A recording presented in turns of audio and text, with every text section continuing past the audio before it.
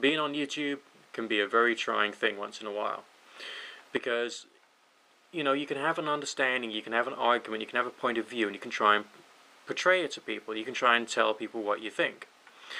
On the way, you get challenges. Now, some of these challenges can be quite useful because they can help you to ask yourself questions about what you're actually talking about, what you're actually thinking, so that you can try and reach a much better understanding of where you yourself are coming from. So I sometimes find that quite interesting and quite refreshing. However, once in a while, one gets the occasional question asked you, which either makes you facepalm or makes you think, has this person actually understood what I was talking about all along? Have they got to the grips of my main message or my main argument or anything? There was a private message I received many months ago, and that private message is, still in the back of my mind, because obviously I'm not just a video. I am a person behind a camera. I'm a human being, okay? I got thoughts, I got feelings. Sometimes I can be a bit sensitive, and I can sometimes take things to heart. This particular comment that was made to me was interesting because it was evidently coming from a very specific point of view, namely that of this alleged new atheist movement. Now, I suppose I'm in favor of people doing things which they think are right for them. I'm in favor of people doing things and thinking things that they are comfortable with, so long as there is a certain quality of maybe self-doubt. I feel that being too certain or too assured of your own point of view can be dangerous at times, because you can get too wrapped up in it. You can't necessarily see that there could be merits to other points of view. I think it's important to study other cultures, not so that you can think we are superior to them, but so you can get much more of a perspective on what your culture could possibly be doing right, based upon what other people have been successful in doing. And that goes also with political ideas, that goes with ideologies, and that also goes with religious persuasions. When I think back to this one particular private message, I realized that the individual who sent it couldn't even contemplate the fact that they hadn't understood their own point of view, let alone the point of view that they were trying to challenge, which was, of course, their perception of my point of view. They said in their message, "Why don't you just accept Dawkins?" Now, Mr. Dawkins is also a human being. Alright, he's someone who's got a message which he is promoting, but that's only one part of his character. So for someone to say to me, "Why don't you just accept Dawkins?" that makes me think, what in particular about Dawkins can you please make that plain and clear? This particular comment mentions something about magical thinking, and this person objected to something called magical thinking, and it also jumped to a certain conclusion that I had taken on board, something called the holographic view of reality, or the holographic view of the universe, which suggests that small influences could have potentially big effects. But I don't think that in any one of my particular videos have I actually stood up and said, this is, 100% what I think, or what I believe. I hadn't said that at all. And subsequent videos, and possibly previous videos, should have actually demonstrated that.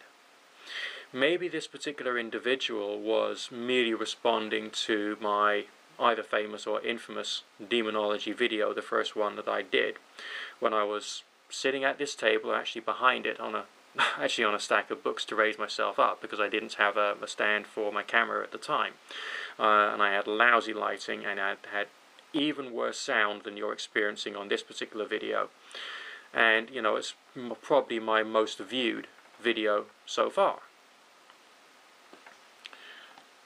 But what can actually be gleaned from that video?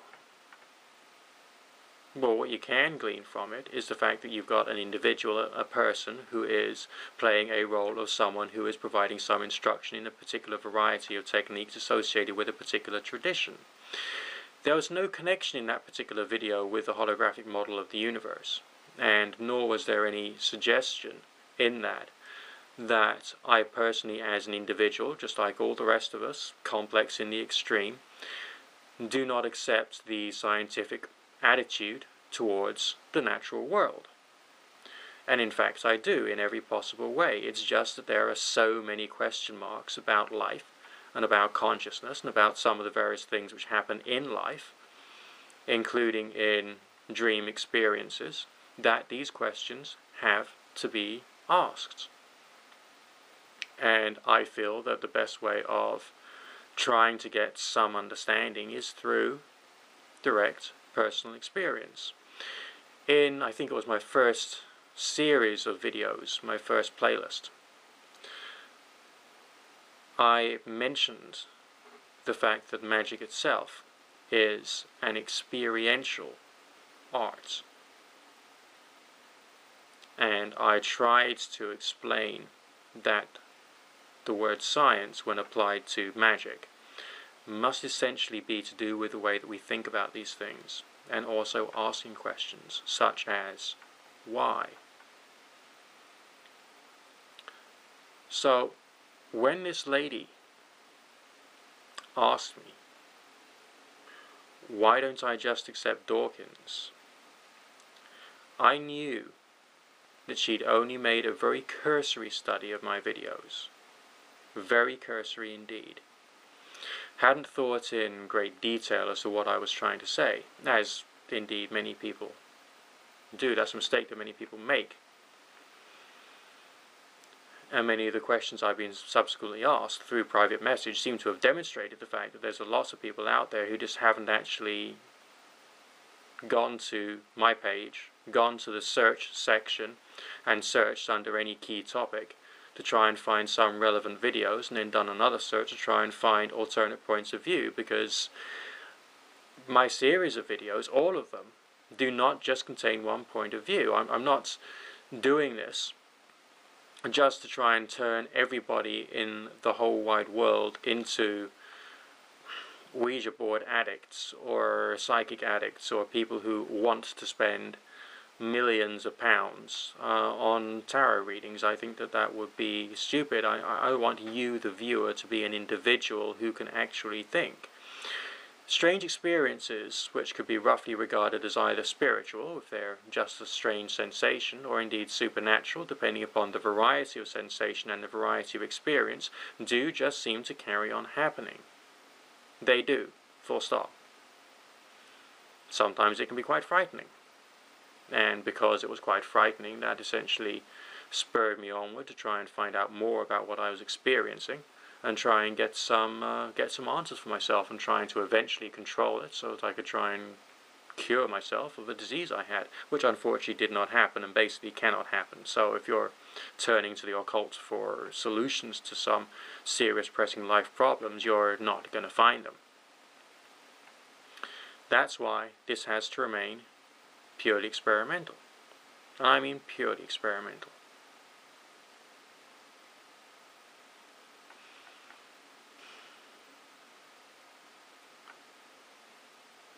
Some people will say things like, can you cast a spell to cure cancer?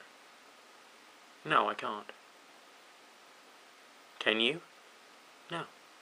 Some people say they can. There are people out there in the world who will say that they can just do this, that, and the other.